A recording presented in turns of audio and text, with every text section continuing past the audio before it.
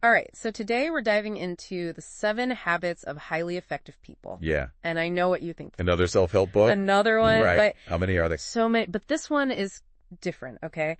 It's sold over 20 million copies. Wow. And even Bill Clinton used these principles. That's a pretty big endorsement. Yeah, so we're not just going to like skim the surface here. We're going deep. Okay. We're going to understand why these habits I like that. have resonated Yeah. for decades and how they apply to your life today. Let's do it. All right. So, Well, what's so... sorry. No, you go. You go. What's so fascinating about this book? Well, what I think is so intriguing is that it's not about quick fixes, you know? It's actually a framework for real personal growth. And Covey breaks this down into 3 stages: private victory, public victory, and renewal. So it's like, you're saying it's like leveling up in a video game. Kind of, yeah. You got to master yourself first before you can go out there and conquer the world. That's a great analogy, yeah. So that private victory, that's all about building that solid foundation within yourself. It's about proactivity, it's about purpose, and prioritizing what really matters. Okay, I like that. And then from there, you move on to public victory, which is all about effective relationships. So collaboration, empathy, all those good things. Okay. And then renewal, that's like your cheat code to keep your energy bar full. Exactly, yeah, keep it topped up. Yeah, it's realizing that effectiveness isn't just this one-time achievement. It's an ongoing process. So taking care of yourself physically, mentally, emotionally, and spiritually so you can keep going and keep growing. Okay, I love this. So let's break down private victory a little bit more, and we start with habit 1, which is be proactive. I think a lot of people hear that and they think, oh yeah, take initiative, but it's so much more than that. It is so much more than that. It's really about a fundamental shift in perspective. It's recognizing that even in the face of really difficult circumstances, we have the power to choose our response. Yeah. You know, and the example that always comes to my mind is Viktor Frankl, the psychologist who survived the concentration camps. Wow. Yeah, that's a heavy example. It is a heavy example, but it really brings this point home. Yeah. He wrote, "Everything could be taken from a man, but one thing, the last of the human freedoms to choose one's attitude in any given set of circumstances." So even in that horrible situation, he found that space between the stimulus and the response and focused on what he could control, his attitude and his inner world. So it's like even when life throws you that curveball, you still have the power to decide how you're going to swing at it. Absolutely. It's moving from this reactive state where you're just being dictated by your circumstances to a proactive one where you're consciously choosing I love that. your response. Okay, let's go on to habit 2, begin with the end in mind. Okay. This sounds a lot like just setting goals. Yeah, it does. But again, It's deeper. It's deeper than that. Yeah. So what does Covey really mean here? He's talking about having a clear vision for what your desired destination in life is. So imagine you're building a house. Okay. Would you just start laying bricks without a blueprint? Oh, no, definitely not. That would be a Yes. disaster. Yeah. So he suggests creating a personal mission statement. So that's your blueprint. Okay. It's not some vague feel-good statement. Yeah. It's a tangible expression of your values, what you want to achieve, and the kind of person you want to be. I see. So it's like having a compass. It's like it's guiding you even when life throws those detours at you. Exactly. It keeps you on track. It's aligning your actions with your values, your deepest aspirations. So if you know where you ultimately want to end up, you're less likely to get sidetracked by, all the shiny objects along the way. That's a good one. Right. Okay, habit 3. Put first things first. And this one, oh boy, this one hits close to home for me. Yeah. I am definitely guilty of prioritizing urgency over importance. Oh, yeah. We all are. But it's all about time management, right? It is about time management, but it's more than just making lists. It's about making conscious choices about where your time and energy are going. So this is where Covey's famous Eisenhower matrix comes into play. Oh, yeah, the Eisenhower matrix. I've seen this, but I need a refresher. How does that work? Okay, so it's really simple, but it's brilliant. You've got a grid with 2 axes, importance and urgency. And that creates these 4 quadrants. Okay. You've got your important and urgent tasks. Those are the fires you got to put out right away. Right. Then you've got your important but not urgent tasks. These are the things that contribute to your long-term goals, your personal growth. This is the stuff that we often neglect because it doesn't have that screaming deadline. That's the quadrant I need to work on. Right. And then you've got not important but urgent. Okay. Those are distractions, often other people's priorities masquerading as your own. Oh, that's good. And then lastly, you have your not important and not urgent. These are time wasters, things you could probably just eliminate altogether. Wow, just visualizing that makes me feel more organized. Right. So it's about being intentional with your time and focusing on those important but not urgent things that will actually help you reach those bigger goals. Exactly. And, there's that quote from Covey. He says, the key is not to prioritize what's on your schedule, but to schedule your priorities. Wow. That's what this habit is all about. That's a good one. Right. Okay, so we've covered the first 3 habits, the foundation of private victory. Yeah. And I'm already feeling more empowered. I'm ready to tackle the rest. Okay, great. Are you ready to move on to public victory and all those interpersonal skills? Let's do it. Okay, let's go. All right, so we've laid a good foundation with private victory, getting that inner strength. Yeah. But now let's move on to public victory. Okay. Which is about taking those habits and putting them into practice in our relationships with other people, right? Exactly. And it's about recognizing that true effectiveness really involves how we interact with other people. Okay. And that leads us to habit 4, think win-win.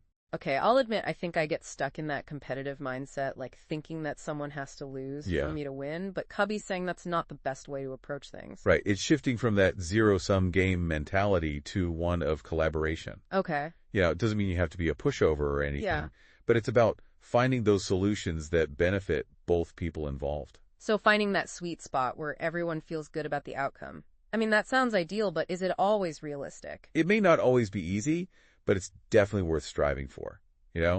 Think about it. When both parties feel heard and respected, they're more likely to be invested in the solution. That makes sense. And it builds trust and strengthens relationships, which is essential for long-term success. Absolutely. Okay, let's move on to habit 5, seek first to understand, then to be understood. I mean, we all want to be heard, but Covey's saying that's not the place to start. Right, you got to flip the script. Flip the script. It's about truly listening. Yeah. Not just waiting for your turn to talk, but really putting yourself in the other person's shoes. Yeah. And trying to see the world from their perspective. Empathy over ego. I love that. This actually reminds me of a time when, well, actually, it's probably better if I don't share that on the air. Yeah, we've all had those moments. Yeah. But seriously, this habit is incredibly powerful.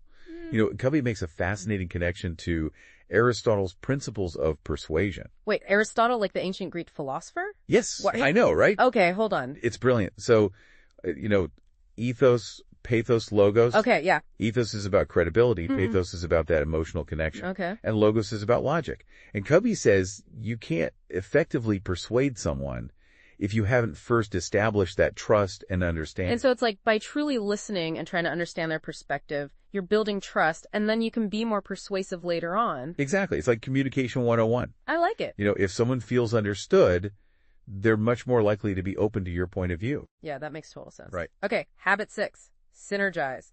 Okay, so this is like a fancy word for teamwork. It is teamwork, but it's like next level teamwork. It's not just working together. It's really leveraging that diversity of strengths and viewpoints to create something really extraordinary. So the whole is greater than the sum of its parts. Exactly. And it's recognizing that each individual brings something unique to the table. And when you combine those strengths in a spirit of collaboration, you can achieve outcomes that wouldn't be possible individually. Now, this all sounds great in theory, but I've definitely been in groups where it felt like everyone was pulling in different directions. Oh, yeah. How do we actually make this synergy thing work? Well, communication is key, Create a safe space where everyone feels comfortable sharing their ideas, even if they're different, Yeah. You really actively listen to each other and build on each other's ideas. So it's not about everyone conforming, it's about taking those different perspectives and using them to your advantage. Exactly. It's like jazz musicians improvising together. They each have their own style, but they listen to each other, respond, and create something beautiful and unexpected in the process. Okay, so we've covered private victory, mastering ourselves. Yeah. We've covered public victory, building those strong relationships. Right. And now we come to that final habit, the one that ties it all together. The glue. Sharpen the saw. Yes. So this habit is all about renewal. Renewal, it's recognizing that effectiveness isn't a destination. Yeah. It's a journey. It's a process. Yeah. You can't keep giving your best if you're not taking care of yourself. Yeah, you can't pour from an empty cup. Exactly. Think about it. If you keep using a saw without sharpening it, It's going to get dull. it's going to get dull and ineffective. Yeah.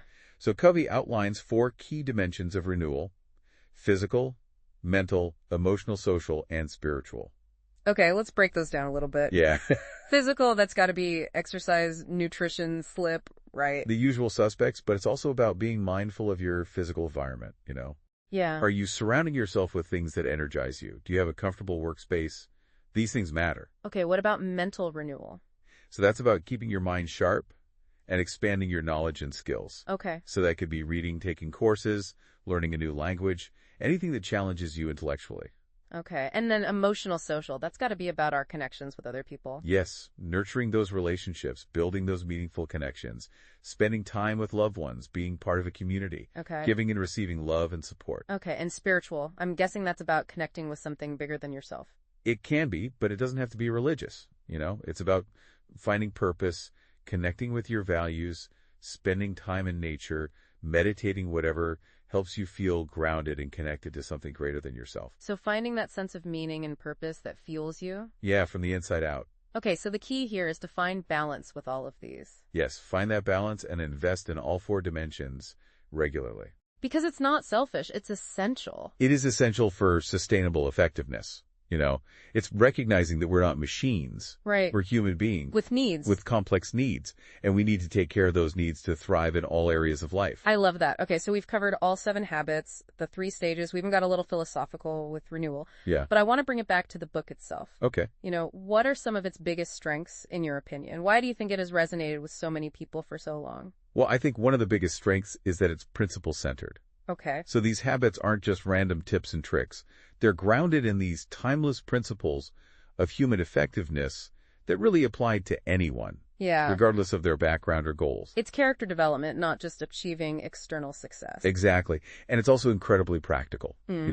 Covey provides clear frameworks like the Eisenhower matrix, the circle of influence. Yeah. And he provides real-world examples that help you actually implement these habits. So it's not just theoretical. It's like, okay, here's how you actually do Here's the tools. Yeah, I like that. And finally, I think the emphasis on continuous improvement is so powerful. Yeah. It's not about reaching some endpoint and just coasting, It's recognizing that becoming effective is this lifelong journey of learning, growth, and adaptation. I love that. Embracing the journey and constantly striving to be better, to learn more, to grow as a person. Exactly. And, even though it was written in 1989, the principles are so timeless and universal that they still resonate so deeply with readers today. Yeah. No, of course, no book is perfect. And I have heard some people say that it's a little dense or the examples feel dated. That's fair. Yeah. The language and the cultural references might feel a bit old-fashioned to a modern audience. Yeah.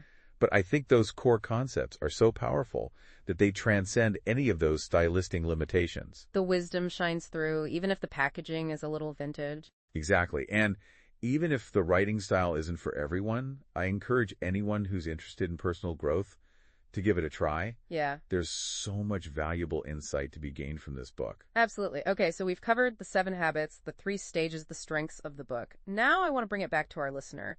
What are some key takeaways they should be thinking about here? Well, first and foremost, remember that effectiveness is a choice. Yeah. You're not a victim of your circumstances. You have the power to be proactive, to define your own goals, to build strong relationships based on mutual benefit and understanding. It's about taking ownership of your life and your choices. Exactly. And recognize that becoming effective is a journey, not a destination. It requires continuous self-renewal and a commitment to lifelong learning and growth. So it's not about getting to some perfect state of effectiveness and then you're done. Right. It's constantly striving to be better, to learn more, to grow. Exactly. And, you don't have to tackle all 7 habits at once, Yeah. Start with one that resonates with you and focus on integrating it into your daily life. Okay. Small, consistent steps lead to really remarkable transformations over time. That's such great advice. So for you, what is one habit that really stands out and why? Oh, that is a tough question. They're all so good and interconnected, Yeah. But if I had to pick just one, I think I would go with begin with the end in mind. Yeah. That idea of designing your life with your legacy in mind. It's powerful. It's so powerful. It's a real paradigm shift. Yeah. It forces you to think about what truly matters. What do you want to leave behind? And it's not just about career or material success. Right. It's about your relationships, your impact on the world, the values that you embody, Yeah. It's asking yourself, what do I want to be remembered for? It's like reverse engineering your life, almost. Exactly. You start with that end point and you work backwards. It gives you a framework for making those decisions, both big and small. It helps you stay focused on what's important, even when we get sidetracked. Right. With all the distractions and setbacks. I'm already starting to think about my own end in mind here. Yeah? Okay, so as we wrap up this deep dive into the 7 habits, Yeah. what is one final thought you want to leave our listener with? Okay. Something for them to ponder. This might sound cliche, but I think it's something that Covey really emphasized throughout the book. Okay. It's the importance of taking action. Yeah. It's not enough to just read about these habits or understand them intellectually. Yeah. The real magic happens when you put them into practice. Yeah. When you make them part of your daily life. It's about walking the walk, not just talking the talk. Exactly. Knowledge without action is like a seed that's never planted. Oh. It has that potential for growth, but it won't flourish unless you give it the right conditions. So it's about taking that seed of knowledge that we've talked about today, planting it in the fertile ground of our lives, and letting it grow. Yes, nurturing it and letting it grow into something truly remarkable. I love that. This has been such an insightful conversation. I feel like I have a whole new toolbox here for personal effectiveness. I'm glad to hear that. Thanks for joining us today. My pleasure. It's been great talking with you. And to our listeners, remember, this is just a starting point. Yeah, just the beginning. There's a whole world of insights in the 7 habits of highly effective people waiting for you to explore. Absolutely. So grab a copy, dive in, and start your own journey to becoming more effective, more fulfilled, and just have more impact on the world. I love it. And remember, you have the power to choose your response. That's right. You have the power to define your own destiny and to create a life that is truly aligned with your deepest values and aspirations. So go out there and make it happen. Yes, go for it.